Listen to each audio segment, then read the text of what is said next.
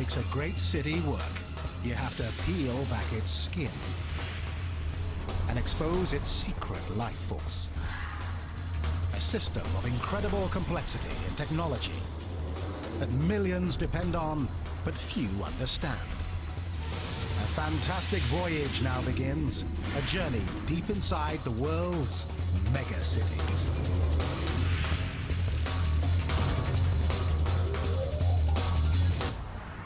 Once, it was the capital of the world's greatest empire. Today, London remains a crossroads of the world. Like most megacities, London was built on a river, but it survives because of 3 rivers. On water, on land, and in the air.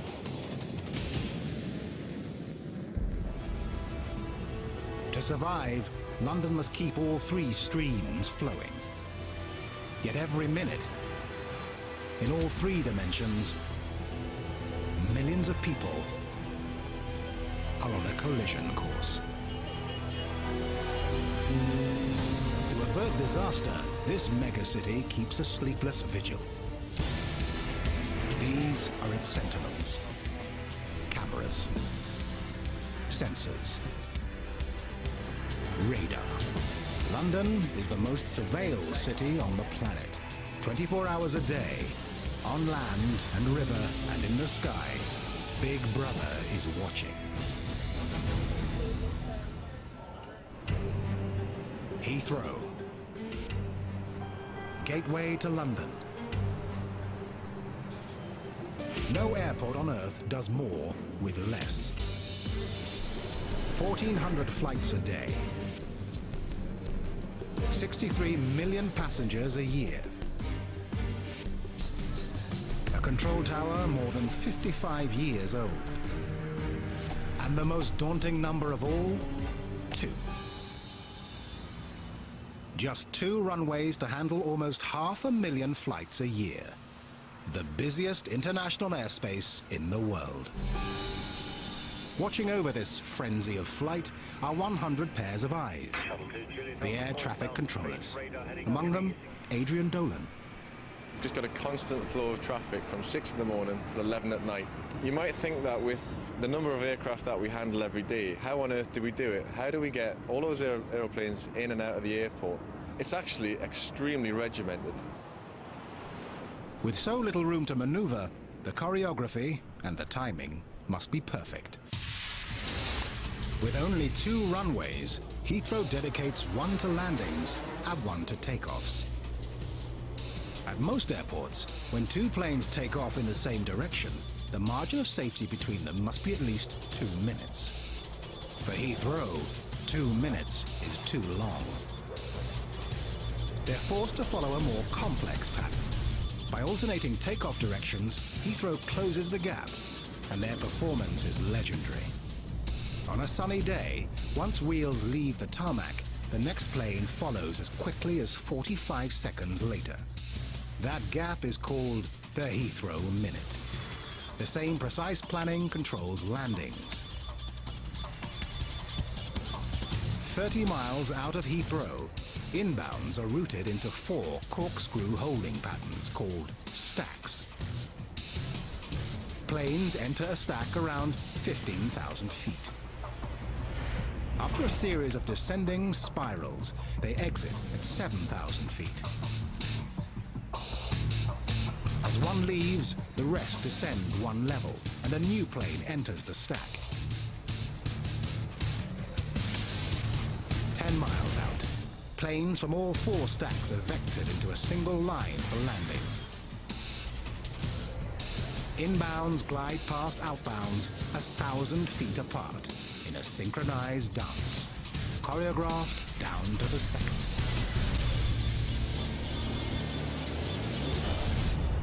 And that's what it's all about. It's all about maximum tuning all the way down to the very end, very fine tuning. So in that way we can pack as many airplanes into the landing runway as possible. So all we've got to do is just land them, vacate them, constant flow of traffic. To orchestrate takeoffs and landings takes the tightest of choreography. But thousands of feet above the tarmac, a dance even more complex plays out. To anyone else, these are just blips on a screen. Yet each blip means millions of dollars of machinery and hundreds of lives. If two blips ever touch, disaster. August the 27th, 1997.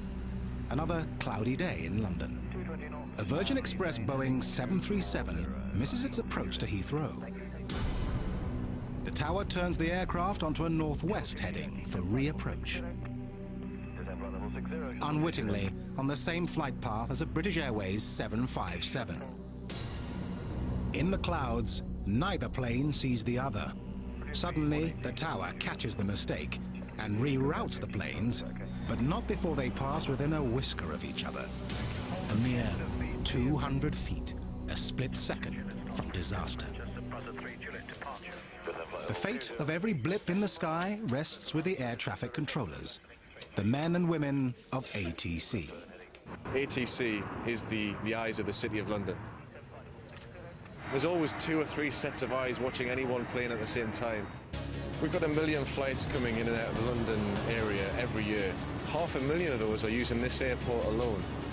And when you come to work first thing in the morning and you see that string of lights approaching the airport in the sky and you think about the people all over the world that are coming into this city, it's an amazing buzz. With planes racing in from every point of the compass, the challenge is keeping them apart.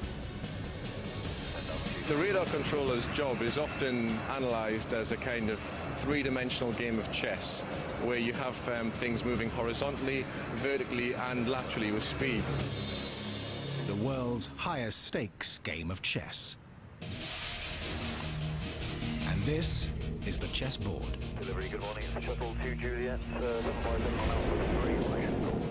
The airspace above London extends from 2,500 feet above the ground to 60,000 feet. Shuttle to Juliet, pass level 140. Flat level 140, Juliet. Horizontally, it covers more than 6,000 square miles.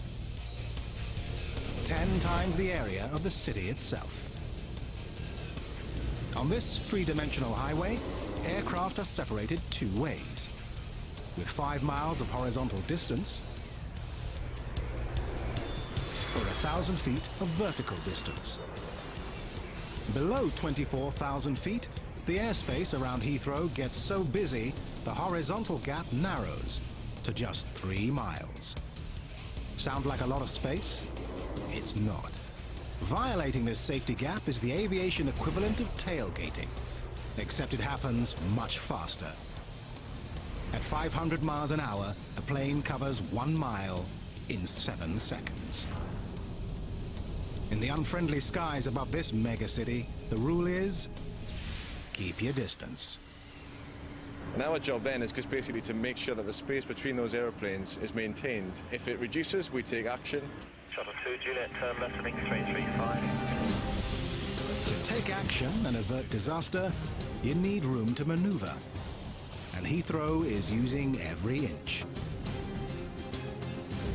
We have 1,350 flights in and out of the airport every day. That's 500,000 a year. To keep a sharper eye on this surging stream of traffic, London needs a whole new point of view before it's too late.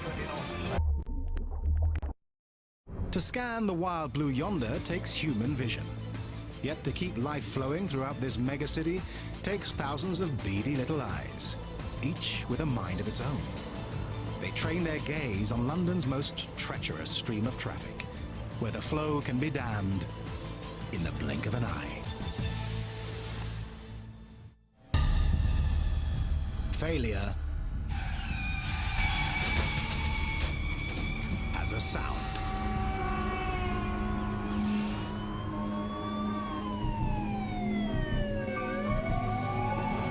Every day, more than 22 million trips are made through London.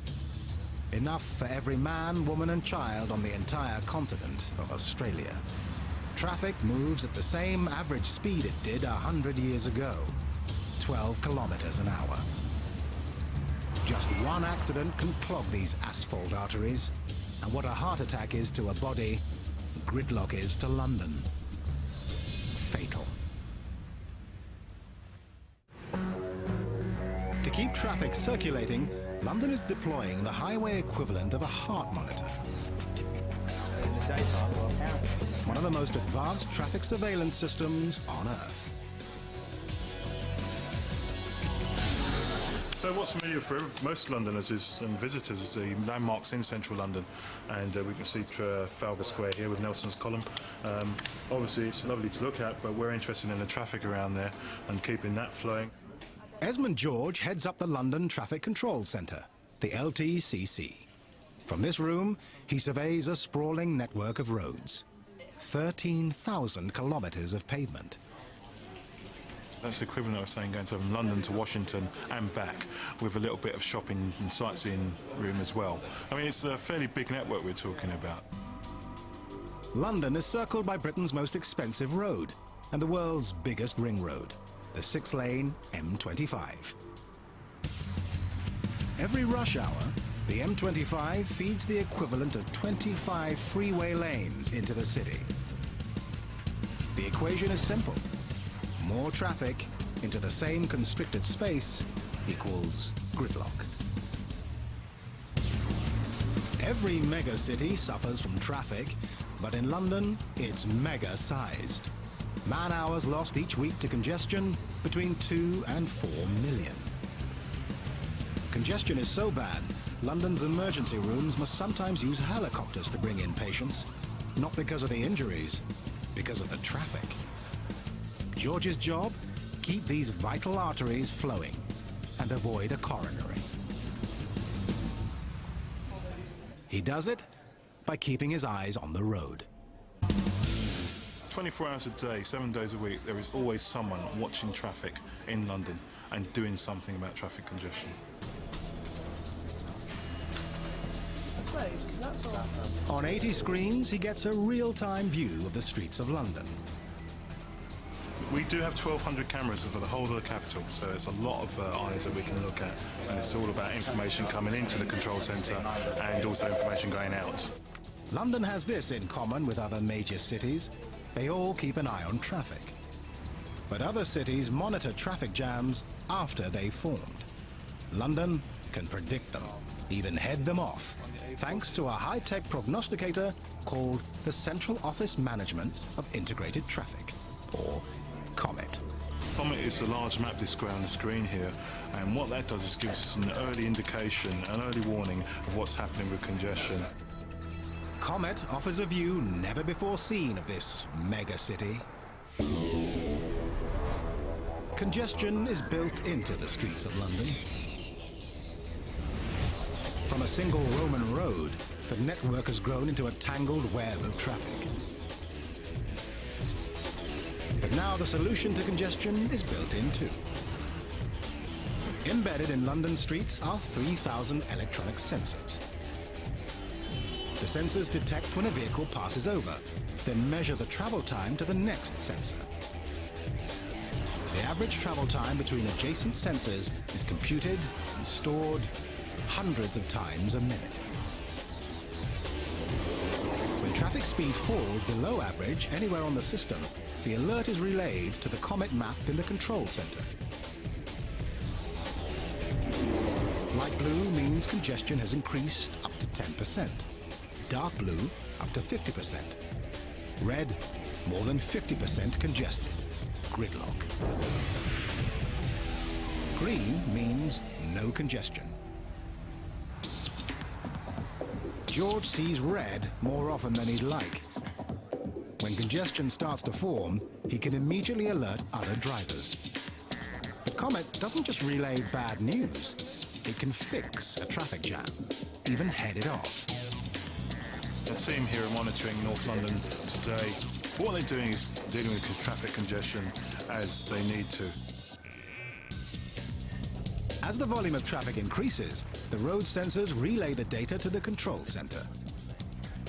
George's team can adjust traffic flow by manipulating more than 2,500 computer-controlled traffic lights. About a quarter of London's traffic lights are smart lights, They constantly track traffic data at their intersections and automatically reset their timing for ideal flow. Traffic lights with brains. We can't beat congestion, we can only do the best to mitigate against the effects. So that's going to be the key to us, is to keep that rolling. To keep traffic rolling, this megacity relies on more than cameras and sensors and traffic lights with a mind of their own. The worst congestion lies at the very heart of the city. There, the volume of traffic exceeds the capacity of the streets. The solution? Not improving flow, but subtracting cars.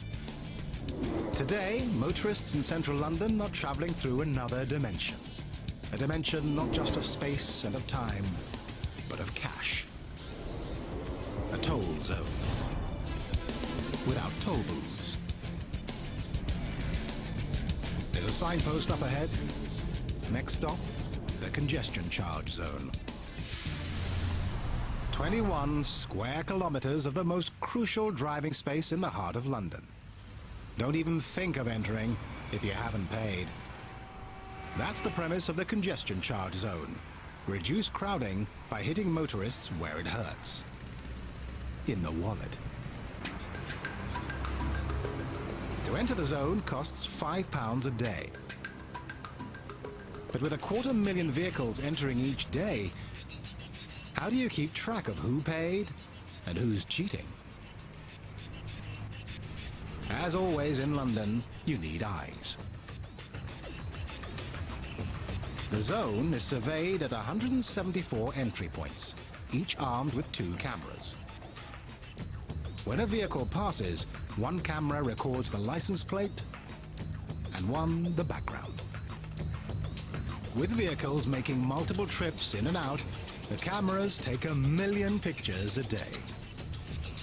Now comes the hard part, looking at all those pictures and finding the freeloaders. It happens at a secret location in East London, where outside cameras seldom pry, and the technology of surveillance is locked away. This is the environment we call the cage. This is our main data store. This is where we have all our processors for all the computers, for all the camera sites throughout the charging zone. John Mason heads up enforcement for the congestion charge zone. This is the one place in London free of traffic. This is our video matrix. We have a fibre feed from every single camera site for the charging zone, and those feeds are fed into this matrix. From here, a coax cable takes the data and sends it to one of those number plate recognition systems. The plate readers, not the cameras, are the true brains of the outfit. In real time, they actually read the plates as numbers and letters, not just as pictures, and sort out the legal drivers from the cheaters. The technology is so good, you can take it to court. What is important here is that the evidence can't be tampered with, so we have high levels of evidential integrity, which is essential if we use the images for enforcement purposes. Enforcement is stiff. The fine for not paying the £5 congestion charge, £100. Mason's congestion cameras aren't the only lookouts on the streets of this mega city. Other eyes watch the flow of human traffic, alert to a different and more dangerous kind of lawbreaker. London has more pedestrian surveillance cameras than any city on Earth. 1 for every 14 residents. You can't walk from Piccadilly Circus to Trafalgar Square without being followed. Not to pry, but to protect. They're electronic guardian angels watching your back.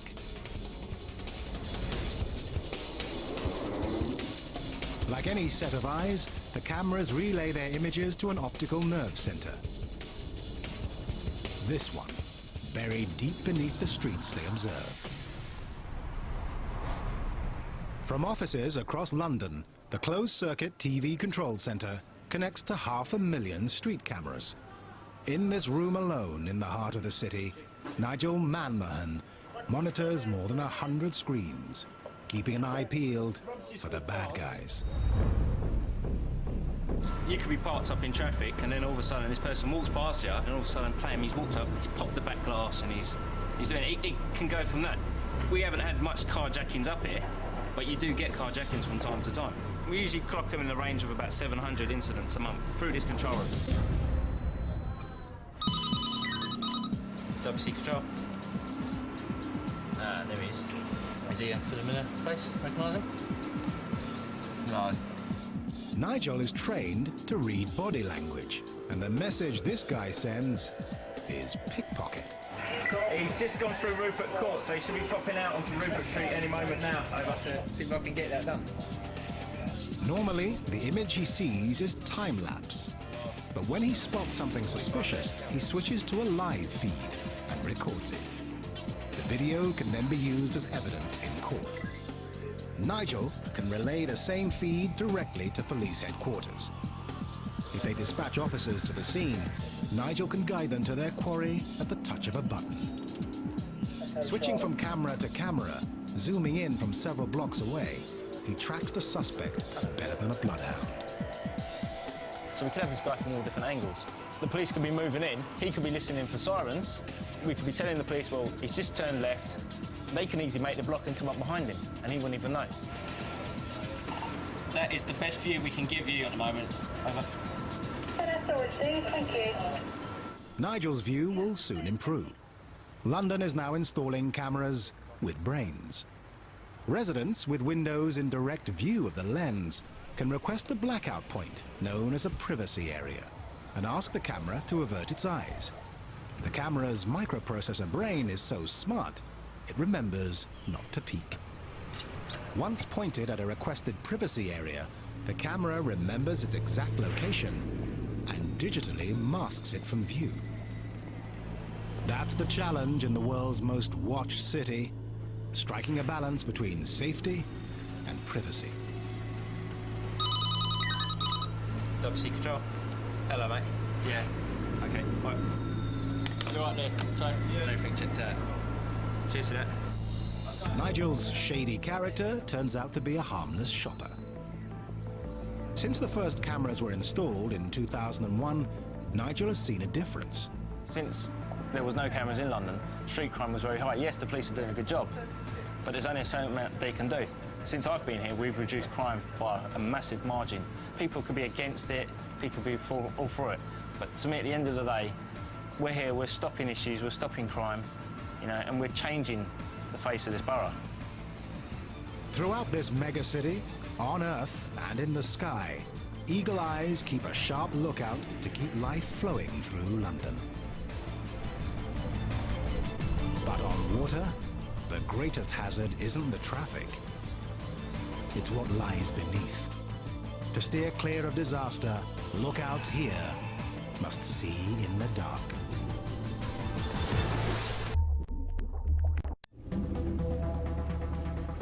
In Britain, one of the most dangerous stretches of water isn't on the North Sea. It isn't on the English Channel. It's on a seemingly placid river in the heart of a megacity.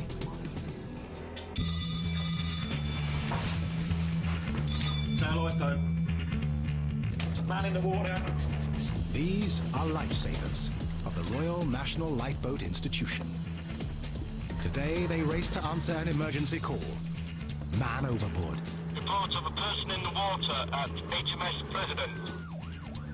Another Coast Guard, this tail lifeboat. Yep, on our way. Keep your eyes open, chaps. Based near the Tower of London, they're the busiest lifeboat crew in the whole country. Piloting hydrofoils traveling at 40 knots, they can reach any point on their watch within 15 minutes. Okay, that's official. I'm taking starboard side. 5, 4, that's contact. We've recovered the casualty onto the boat. As a male in his mid-40s, not breathing, no pulse, commencing CPR, request ambulance, St Catherine's Pier, over. But the ambulance is pointless. Today, just a drill. Bye-bye, Fred. Tomorrow could be real. In the past year, they have saved more than 100 lives. They're a lifeline on the Thames, and the Thames is a lifeline to London. It flows for 346 kilometers from its source to the sea. Every year, these waters carry 7 tons of cargo for every man, woman and child in London.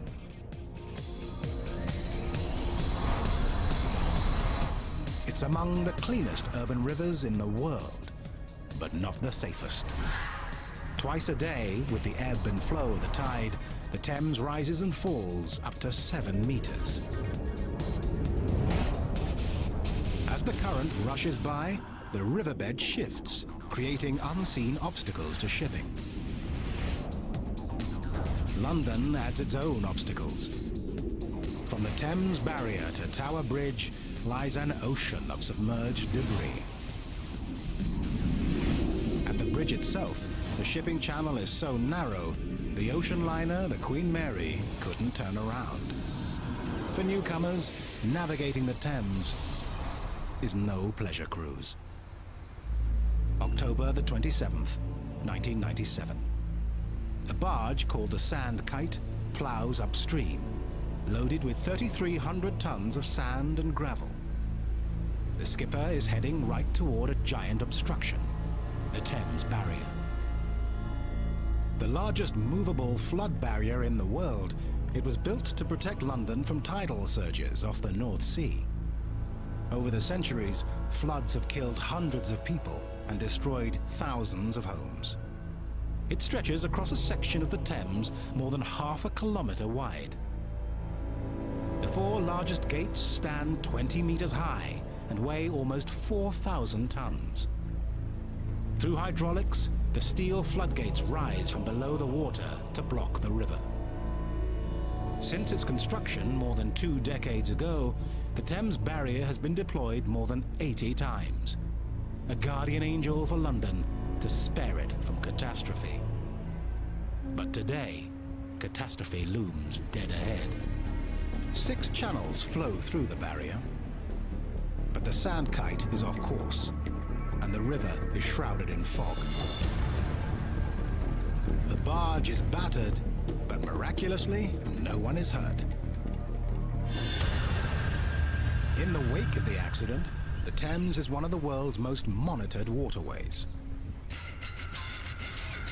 Each year, more than 13,000 vessels enter the Thames en route to London, and each is watched like a hawk. Captain John Stafford commands the control tower at Gravesend, the forward lookout for the Port of London Authority, or PLA. The PLA oversees navigation along 150 kilometres of river, from west of London all the way to the mouth of the Thames. The daunting challenge facing Captain Stafford: protecting ships and lives in a waterway so dynamic, navigation charts are outdated the moment they're printed. This is an Admiralty chart showing the Thames estuary. It is still a valid piece of navigational equipment, but here in the Port of London Authority, this is where we are today.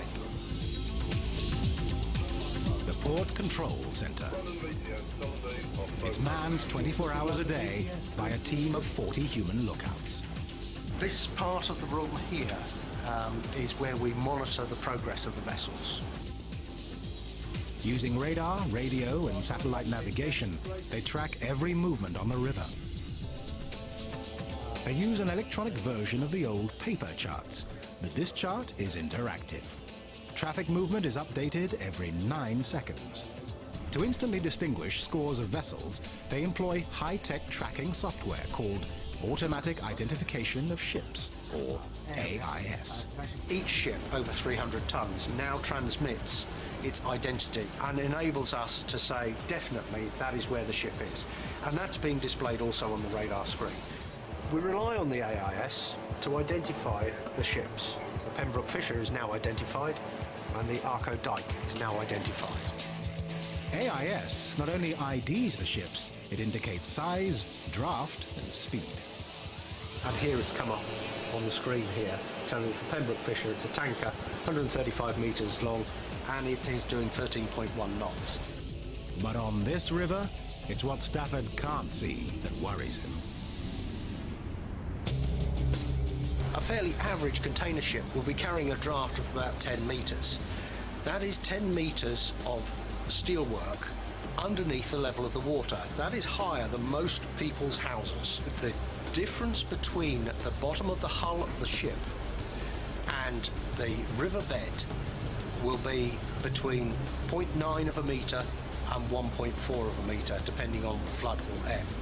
If that desk is the bottom of the ship, the floor is the river. The amount of safe water it has is the depth underneath this desk.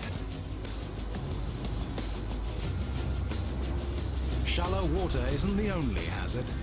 The Thames is littered with hundreds of obstructions, from sunken wrecks to blocks of concrete. A large vessel going along at 10 or 15 knots, it's very difficult to stop. If it finds this lump of concrete, if it only so much as finds it by a few centimetres, it could put a great gash in the bottom of the ship. Tonight, a stranger enters the Thames. The Artemis, bound for London. Like every vessel new to the river, she's required to take on a pilot. Richard Dockett is a pilot with the Port of London Authority. He has one of the best sets of eyes on a river in constant flux. Twice daily, as the tide floods and ebbs, the Thames rises and falls to the height of a two-storey house. There's very little rock on the base of the Thames, most of it's mud. And on the corners where the tide flows around the corner, on the opposite side, you tend to get a mud bank that builds up and moves into the river. This alters the flow of the river, so as you're going round a corner, the tide will push you one way or the other, which you have to compensate for as you're steering along. Tonight, Dockett must compensate for more than tide. Dead ahead, Tower Bridge. His task, guide the captain through a gap no wider than a football pitch. For such a tricky maneuver, two sets of eyes are better than one. Like the river pilot, Charlie Harrison also choreographs the movement of tons of steel. Tower Bridge radio, Artemis. Sally Barge Will, this is Tower Bridge radio, over.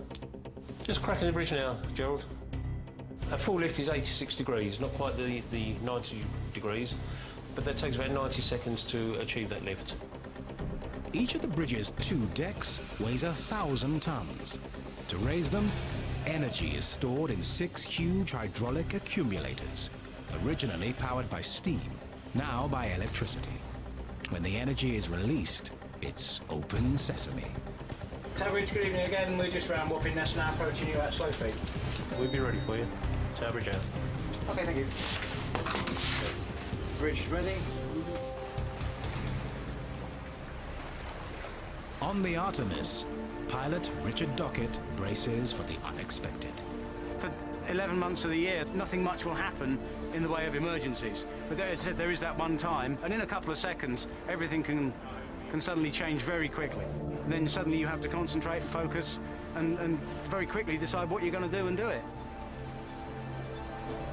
Tonight, concentration averts disaster. And the Artemis threads the eye of the needle. Stand by, bridge crew, about to open road gates. Traffic is reminded to wait for a green signal before moving. The experts make it look easy, but experts are few. There's only 5 people at this moment licensed to raise Tower Bridge in the whole of the wide world, so it's quite an esteemed position really, and we're quite proud of it. But on a river as complex as the Thames, even expert eyes have limited vision. The tower watches the ships. The pilots watch the river. But to keep traffic flowing safely, you need to look where human eyes can't see. underwater. On the Thames, the worst hazards are out of sight. To penetrate the murky waters of this river, cutting-edge technology confronts risk head on.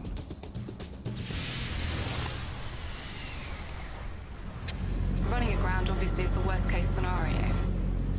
Nicola Clay doesn't crew a rescue boat, but she is a lifesaver. She's an environmental scientist for the Port of London Authority. She's always looking for trouble, underwater obstructions that could doom a ship. It's a very easy place to get rid of things. Lots and lots of shopping trolleys, lots of tyres, lots of debris. Her observation post is one of 4 vessels operated by the Hydrographic Service to survey the ever-changing riverbed. Every decade, the entire river is surveyed and charts are updated, but the most dangerous stretches are rechecked every few weeks. If we have a storm, for example, then we may actually have an accumulation of sediment in a certain area, which would then reduce the depths in that area. She measures depth using the most advanced generation of sonar, a multi-beam swath system. Traditional sonar works by bouncing narrow sound waves off the riverbed back to the ship. The wave's speed and the time traveled produce a 2-dimensional view of the riverbed's depth at a single point. The river is quite a muddy river, so you can't actually see the seabed. So it very much is a matter of relying on the instrumentation that you've got here, the pictures you get here. And what pictures! This next-generation machine can send out 3,000 sonar beams per second on a swath more than 500 meters wide. Instead of a keyhole view of the riverbed in 2D, you get a full portrait, a 3-dimensional portrait. And what you can see here is an actual picture of the seabed. So if you've got on this side, there's very little features there, so you're moving over a flat seabed. But over this side, you've actually got features and what are probably sand ripples and sand waves. So this actually shows you an image of the bed that you're going over, and that's the depths, and you can, by putting the two together, you get a very good idea of what's going on beneath your vessel. It's not a pretty picture.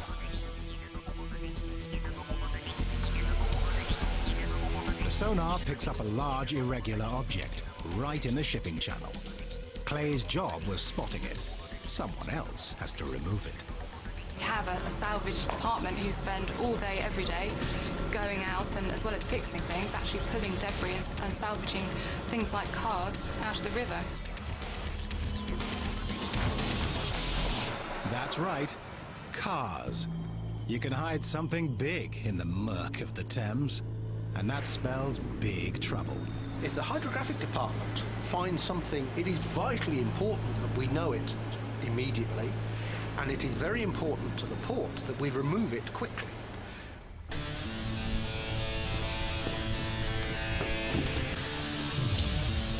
What's happened is our hydrographic department have located an obstruction on the riverbed. Kevin Ledbetter is a diving supervisor for the Port of London Authority. So then we're asked to come along and identify it, and then with the help of the salvage craft, they'll recover it to the surface. They have a narrow window of safety to dive, a brief period of slack water when the current calms down. Have to make sure we're ready in time for the dive, because we only get about 25-30 minutes of slack water time on high water. The obstruction lies 12 meters deep. To veteran diver Pete Semple, depth isn't the risk. The dangerous aspect is just the unknown. Because the water is black, the things that you can't see, to put the danger there.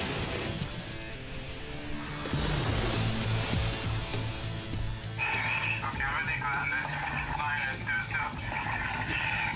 Okay, start your search. For a diver, it's an underwater version of Blind Man's Bluff, but this is no game. Down here, the risk of entanglement and drowning is so great, a rescue diver always stands by. On the riverbed, Semple takes hold of a 30-foot line attached to a sinker and stretches it till it's tight. Then he walks a circle with the line as the radius. If the line catches on anything, he gropes his way along it through the murk.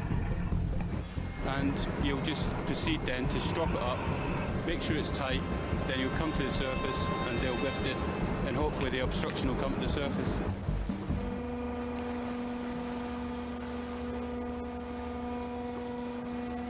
A 3-meter lump of concrete, big enough to punch a hole in a barge and sink it. It's one of hundreds of hazards fished from the Thames each year. It's not so bad at high tide, where there's a lot more water, but at low tide, a deeper drafted vessel going past that, it could cause it to hoe it, or it could hit its propeller. So that's why we have to remove them from the bottom. One alert sentinel, one less hazard. Sharp eyes keep this river of commerce flowing smoothly, but around the next bend, trouble looms. A logjam that could cripple this megacity. To untangle it will take unprecedented technology and the boldest of vision.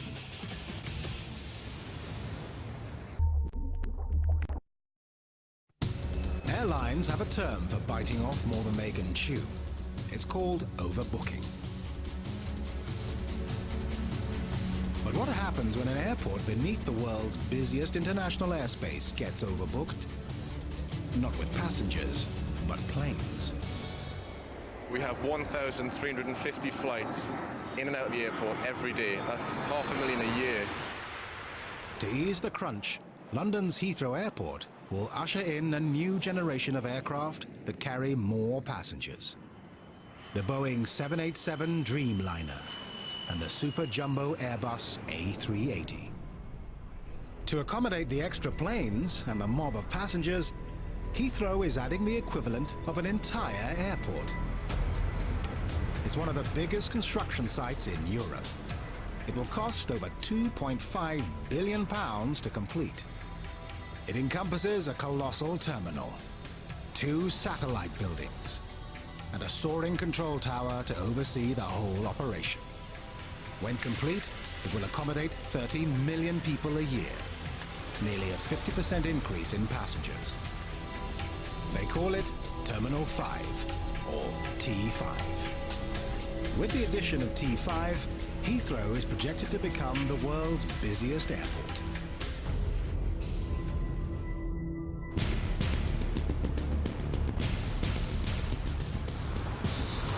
Terminal 5 is going to be, I think, a gateway to London. It's going to be a gateway to the UK. As the design director of T5, Mike Forrester commands an army. More than 4,000 workers swarm across an area the size of Hyde Park. But to him, it feels like a crowded backyard. We've only got space for 1 day's storage of materials. So all materials have to be brought on only 1 day before they're actually incorporated into the works. I think what's great about Terminal 5 is we have an opportunity to build effectively a new airport all in one go. Halfway to completion, the skeleton of the main terminal building is fleshing out.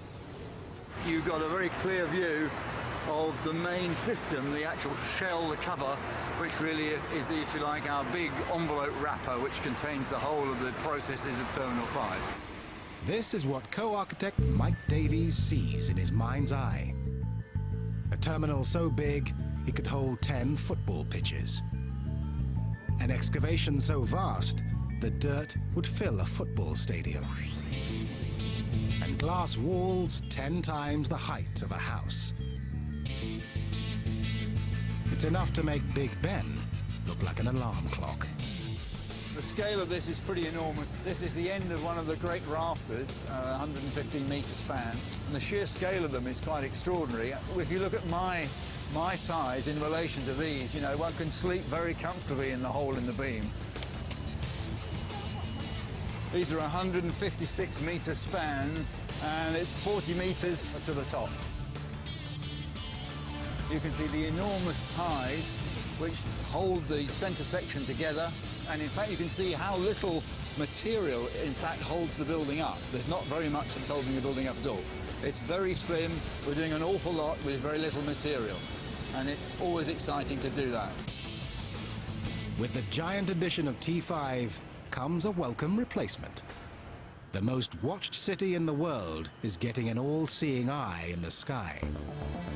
The new Heathrow Control Tower.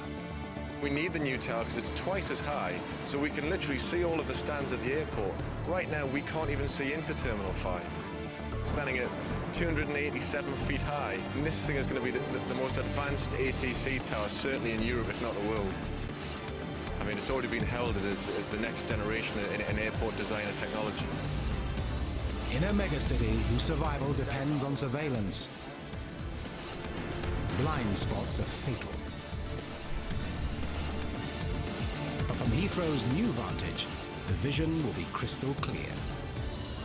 This is the world's busiest international airport, so here you're going to really feel the buzz and excitement of aviation. The whole globe is connecting together, and it's nice that this building is going to be a place which connects people around the globe. In this global city, life flows in three great streams. In all three dimensions, foresight will keep these rivers flowing. All ships, this is London VTS. All over this megacity, Big Brother is watching. Stand by, bridge crew, about to open road gates. Not to spy, but to protect. I'm just going to stay over and see what he gets up to. I'm not a Coast Guard starlight boat. On our way. Today in London, it's not 1984, but the vision is 2020.